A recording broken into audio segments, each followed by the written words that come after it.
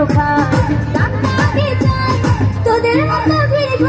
চেনে রেখেছি গরু কষি মাইয়ার তোর কলসির ভেতর কি খাঁটি গরুর দুধ মিশিয়ে এনেছি গরু কষি মাইয়ার তোর কলসির ভেতর কি খাঁটি গরুর দুধ মিশিয়ে এনেছি